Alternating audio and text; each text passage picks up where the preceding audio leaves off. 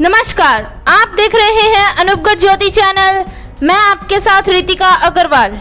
रामगढ़ से हमारे संवाददाता अमित भारद्वाज ने बताया कि रामगढ़ क्रय विक्रय खरीद केंद्र पर किसानों की सरसों और गेहूं की फसल खरीद का कार्य 1 मई से चल रहा है, जिसमें 16 मई की शाम से सरसों का बारदाना समाप्त हो जाने के कारण किसानों की सरसों फसल की तुलाई नहीं हो पा रही है।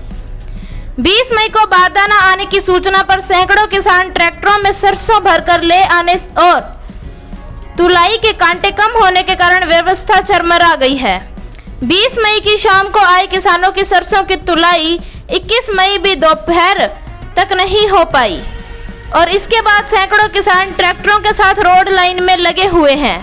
इन सबकी फसल आज देर रात तक तुलाई होने की संभावना कम है।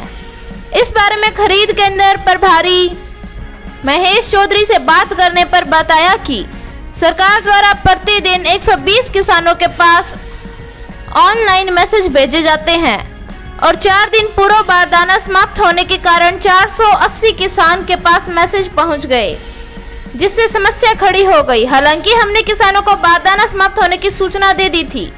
कल बुधवार को बारदाना आने के बाद 4500 कट्टे सरसों तुलाई हुई है।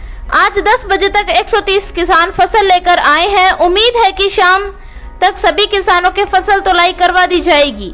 इस बारे में किसानों द्वारा एसडीएम रेणु मीना को समस्या से अवगत कराते हुए तुलाई के कांटे बढ़वाने की मांग पर एसडीएम रेणु मीना ने क्रय विक्रय सहकारी समिति के मैनेजर सुधीर चौधरी को व्यवस्था कराने के निर्देश दिए। इस पर सुधीर चौधरी ने मीडिया को दूरभाष पर बताया कि अभी तक 5 कांटों से तुलाई हो रही थी। अभी 2 अतिरिक्त कांटे शुरू करवा कर सभी किसानों की फसल तुलाई करवाने के प्रयास कर रहे हैं। एसडीएम रेणु मीना के निर्देश पर तहसीलदार मांगीलाल मीना ने खरीद केंद्र का निरीक्षण किया और बताया कि खरीद केंद्र पर बारदाना नहीं होने और अधिक मात्रा में किसानों के पास मैसेज आने से समस्या पैदा हुई है। प्रयास किए जा रहे हैं कि पर्याप्त मात्रा में बारदाना उपलब्ध कराकर अधिक से अधिक किसानों की फसल तुलाई कराई जाए। मेरा नाम शंभू दयाल यादव, गांव सोनागढ़। आप सरसों लेके आए हैं यहाँ? हाँ, सरसों लेकर आए। रात को 8 बजे हम ट्रैक्टर भर के ले गए आ गए थे। 19 तारीख का हमारा मैसेज था। अच्छा। और हम 20 को लेके आए। इनके पास बारदाना नहीं थी, इनकी व्यवस्था ठीक नहीं, यहाँ पानी का भी साधन नहीं। काश्तकार पूरे इसमें धूप में तप रहे हैं। प्रशासन के किसी भी आदमी ने आज के इनकी कोई तरह की मदद या किसी तरह की परेशानी के मामले में नहीं पूछा। और जो यहाँ इनकी व्यवस्था है ये भी बिल्कुल सही नहीं है। इसका हम घोर विरोध कर रहे हैं। तो आपने प्रशासन को अवगत कराया? प्रशासन को मैंने 181 जो पोर्टल है उस पर सूचना दी, उन्होंने भी नहीं सुनी। तो रात को या अब सुबह? अब सुबह दी।